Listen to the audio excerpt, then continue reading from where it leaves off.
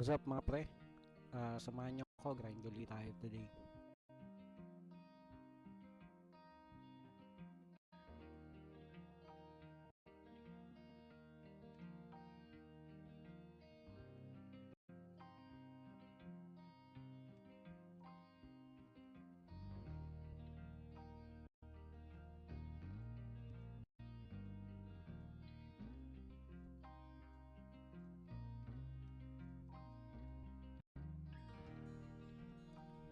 Pagkatapos mag-install ng new cellphone holder na nabili ko sa Shopee, kilos na para makaalis din agad at makabiyahe.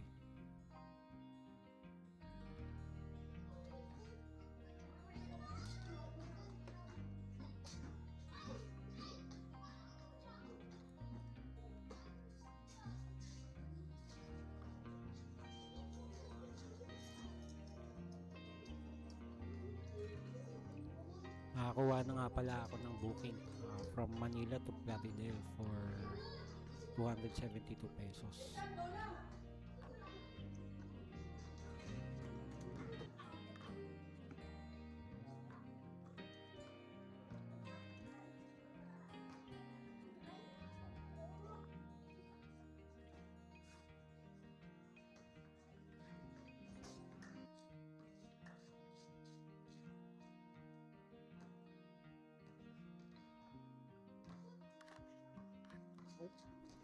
Nagtanong na nga rin ako sa app chat kung ano yung item for pickup ko. Ang sabi naman ni client, ice cream powder lang. So, tara na, biyahe na tayo para mapuntahan na natin yung pickup.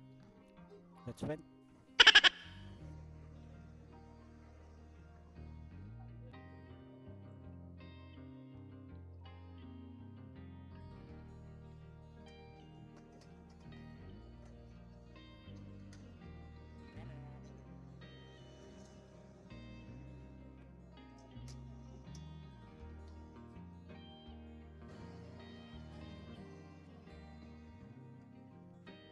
Speed ramp natin ng konti yung video. Nagmamadali kasi ako eh.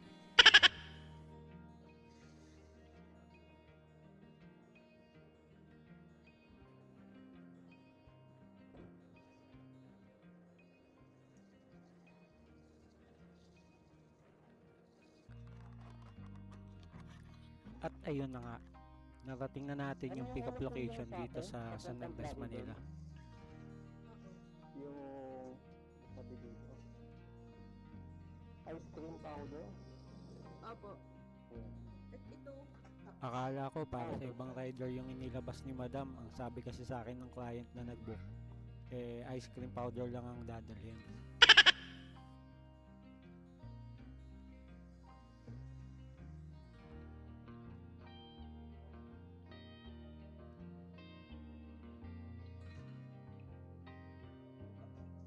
Another one. Tapos, naglabas pa ng small box. So, akala ko yun na yung ice cream powder. Okay.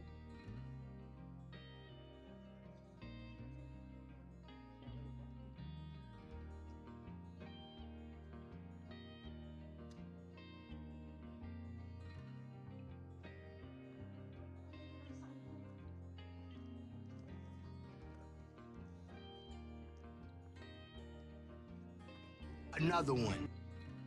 Kaya nung nilabas yung isa pang mas malaki at mas mabigat na box, napatanong tuloy ako na, meron pa? Anong powder?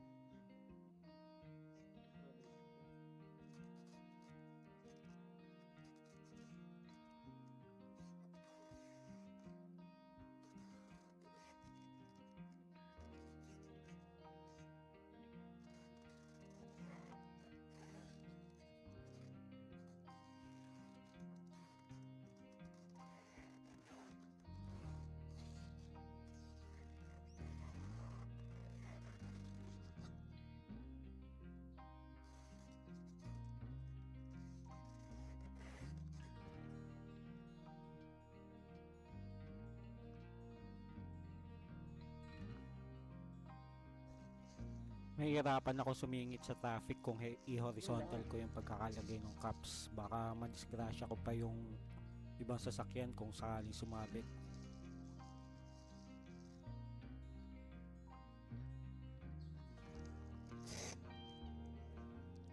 Kaya ginawa ko nilang pa-vertical na nakapatong sa ibabaw ng GV box ko. Yun nga lang, wala na akong papaglalagyan, so hindi na ako makakapagsabay ng ibang booking nito.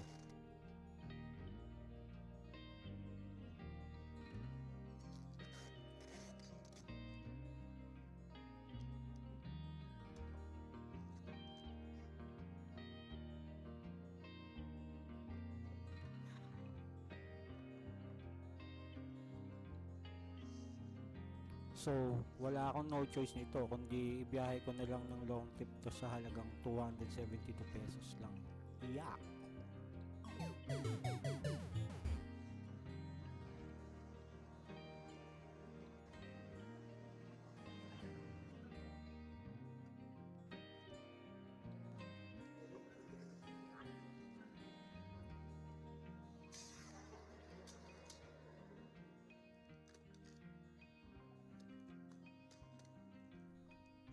Tapos eto, pagdating ko pa sa drop-off location, hindi naman makontak yung receiver.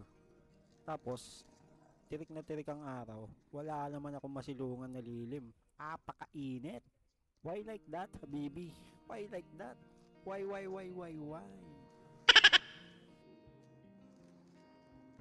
Nung na-drop ko na, binigyan naman tayo ni client ng 350 pesos SOS. Be thankful na lang tayo kaysa wala, di ba? Then, tumambay tayo sa may Pulilan area. Tapos, halos isang oras ako doon bago ako nakakuha ng booking pabalik ng Manila. Sa tagal ko naghihintay doon para makakuha ng booking, pinatulan ko na lang tong abono booking para lang may makuha agad ako na pabalik ng Manila. 800 pesos ang abono, then 370 pesos ang rate ng from Pulilan to Malate, Manila. So ayun si sir dun sa pickup, hiningihan ko na lang ng ID, then humingi na rin ako ng resibo para legit check ba. Nag-provide naman siya. Hihingihan ko rin sana ng mainit na sabaw si sir, baka meron. Joke lang.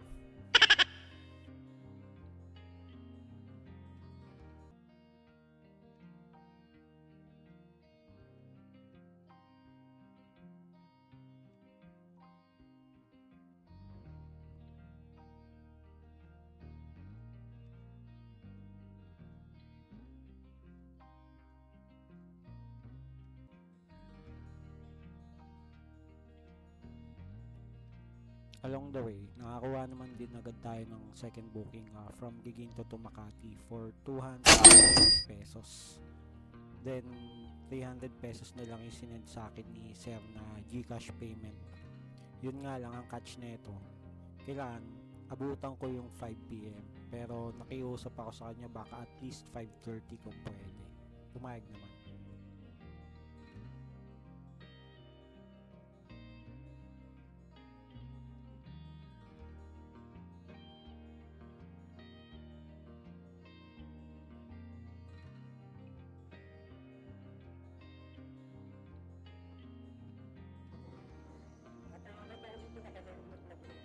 Nirating ko naman sa oras yung drop-off location sa Makati.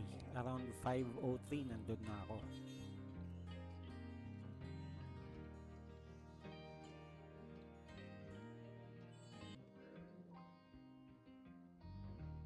Okay, yan na ha.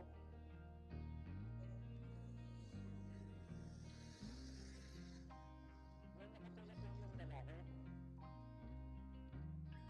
Kapag may nakatulak, saan ang kukuha?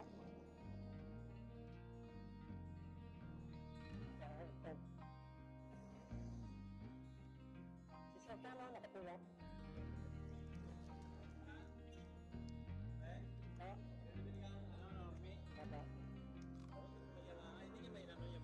Ang nakalagay lang po dito, merang instant at contact Makati. Tapos dito na nga kami dito ng mata.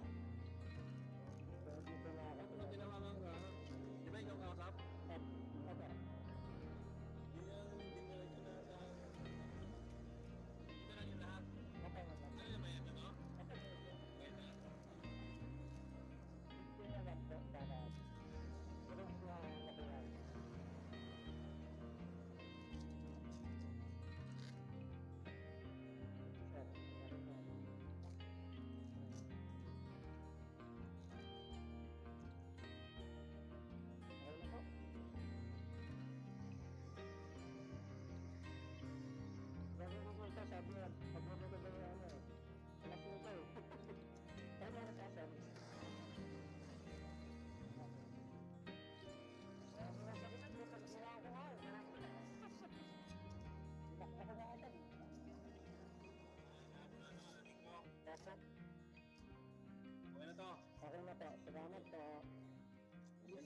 Sir, kasama kita sa vlog ha.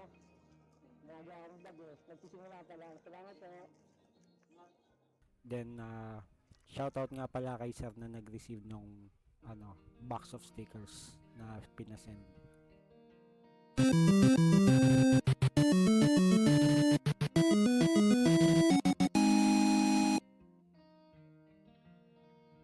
Naglaga mo po.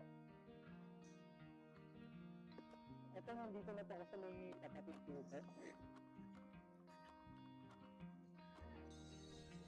After that, nirating ko na rin agad yung last drop off natin sa may Malate, Manila.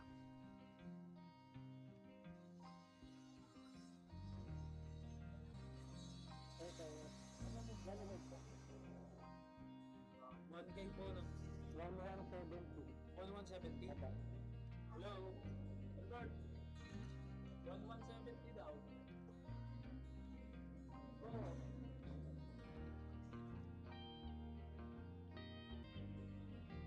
Sir, 1170 no? Aba. Saan lang gusto ko nasa loob? Okay, sir. Parang yung lang pieces lang. 70. Salamat po. Salamat yung ano po. Kasi 200 yung abono. Tapos 270. Ay, sir, picture ako lang. Sige lang.